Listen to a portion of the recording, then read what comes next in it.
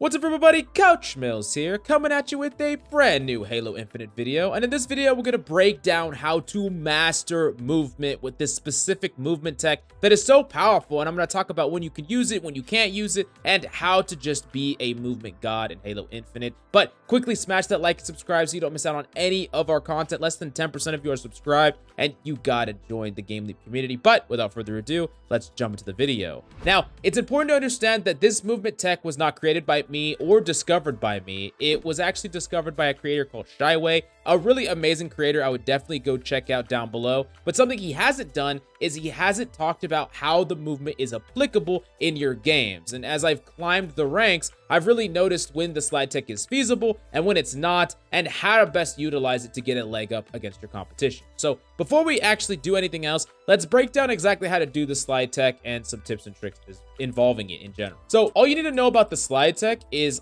you have to run on a surface, and as you touch the ground, like right before you do, that's when you need to press and hold the crouch button. So you're gonna slide, but you're gonna slide much further than normal. So watch me do it wrong. So if I just slide here, I'm just gonna hit this ground, I'm just gonna like do nothing, right? But if I press it right there, you see how far I flew? Halfway through of it, I even pressed it. Like I slammed into this wall with tons of momentum. Let me show you out in the open so you can really get a feel for just how far this thing could launch you. Like I'm flying like really far. And if I don't do this correctly, like I just press it here, this is all I'm going, right? I'm sliding off and then that's it, right? So the capability here, or the potential here, is that you can really fly much further. You can run away much quicker. You can challenge much quicker.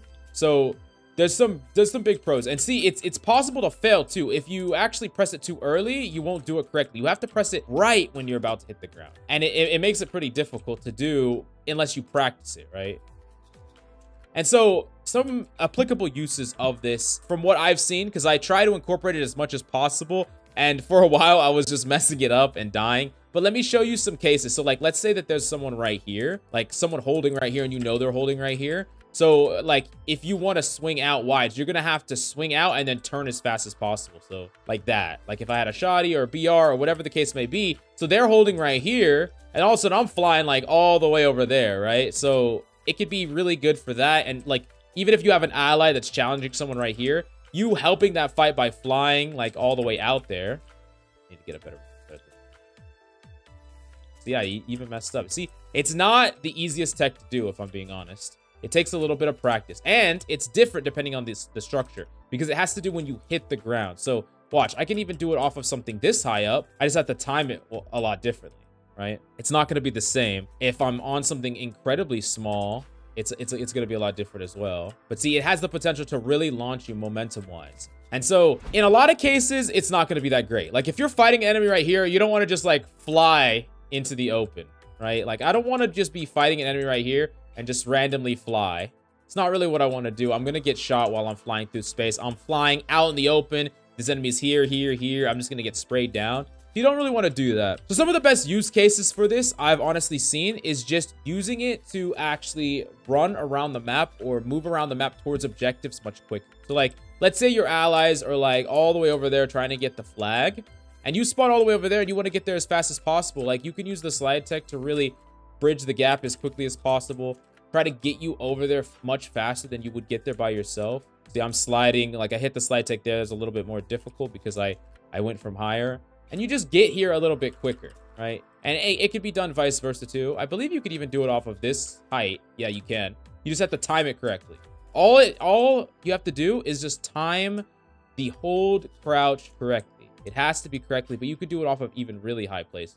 And if you combine it with things like thruster, you're really moving, you know? So no, another way you can also do this tech is if you're up top of a staircase, you can jump off of it, you can crouch and then jump. So like just running off of a staircase, landing on the staircase while sliding will also replicate the tech as well. So those are the two ways you can do it. And it just gives you that little bit of speed boost that you need to navigate the map far smoother, right? And one of the most important use cases of this, because I've given you some like combat-based use cases, but that's not the most applicable. And sometimes navigating around the map, you could get caught out if, you know, you're getting sprayed by someone that's holding an off angle or waiting for people to try to contest the objective. So a really good case is like, let's say I'm like over here, right? And, you know, I'm fighting someone and someone is right here. and they're right here and they shoot me and lit me up, like if I just run, oftentimes they're gonna be able to catch me and kill me. I'm sure that's happened to you many times where you've taken damage, you try to run away,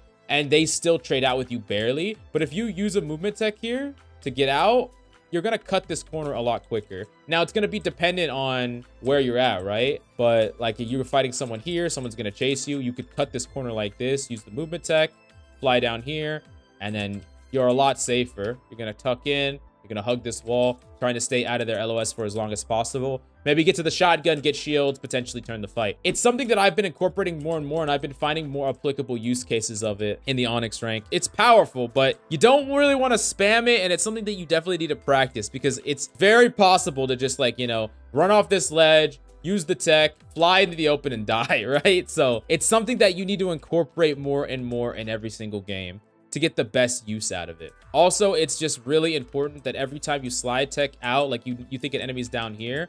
Oh, this is gonna be hard to slide tech from. But like if I'm right here and there's like an enemy like behind that corner, I wanna start adjusting my crosshair way early so I'm ready to fight him. Like I'm already maybe even pre-firing where that enemy is at, right? I do think that the tech probably works far better for mouse and keyboard. It's one of the few things that I think is really good on mouse and keyboard versus console, because just the nature of slide tech, sliding really fast around the corner is gonna break aim assist for one.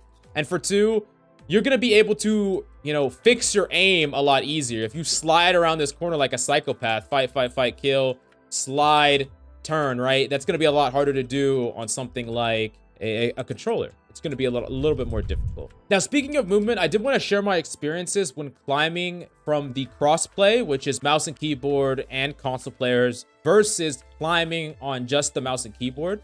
So something that's really important is traditional movement that you would have in a game, like any game where you can alter your headshot hitbox. So like this, where you're crouch spamming, doing this. So spamming crouch like this and moving left and right. For one, it's bad against the BR type weapon because the BR weapon is spraying multiple bullets. And two, it's not gonna work versus controller players. I'm gonna be honest here. Moving like this is gonna do fucking nothing and you just get destroyed. It's far better to fight an enemy, try to jump, challenge, or use your movement abilities like that. Tuck in when you need to tuck in, jiggle peek when you need to jiggle peek like this. You do not want to just be doing this in open. Now, this is gonna probably work a lot better up against PC players, and from my experience, it has. From my experience, if there's a PC player, I can mess with my hitbox. Sometimes when they're shooting at me, I'll dodge, like, do a little bit of mix-ups. One of the biggest mistakes in general, though, is if you are one-shot and the enemy is also one-shot, this is regardless of what type of player you're up against, don't just jump like this. If the enemy is one-shot, you can to try to hit the headshot, but realize that when you're in this fixed position like this, flying through the air like that, it is so easy for people to line up that headshot with you. It is like clockwork, right? So the last thing that you need to understand about this movement tech is it's going to really depend on your map knowledge, whether or not you can utilize it to its maximum effectiveness. It's going to be really important that you understand that if you turn this corner right here, if an enemy's chasing you right here or multiple, if you turn this corner, you can jump up on this box and you can slide tech out and tuck into this corner. Sometimes you could even tuck into this corner and dip right here, and enemies missed you, right? So they were right there. They missed you. They didn't see you do this. In their mind, they're like, there's no way he made it to this corner, right? So maybe they think you hugged this way or wrapped that way, or you're even hiding here because they're like, how in the world did he get there that fast?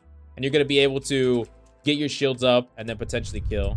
Now, I hope this video taught you how to do the slide tech and when and where it's actually applicable, what is its use cases, and what are the dangers involved in using it. I hope that you utilized it a little bit more in your matches and you can use it to some sick plays and some great effects. But definitely let me know how you have used this slide tech before, if you've already used it in your games, or will you be incorporating it, yes or no? Definitely let me know down below. But please smash that like, subscribe. Only 10% of you are subscribed, and we need to pump those numbers up. Thank you so much for coming by. Hope you enjoyed the video. I love your faces, and I'll see you next time.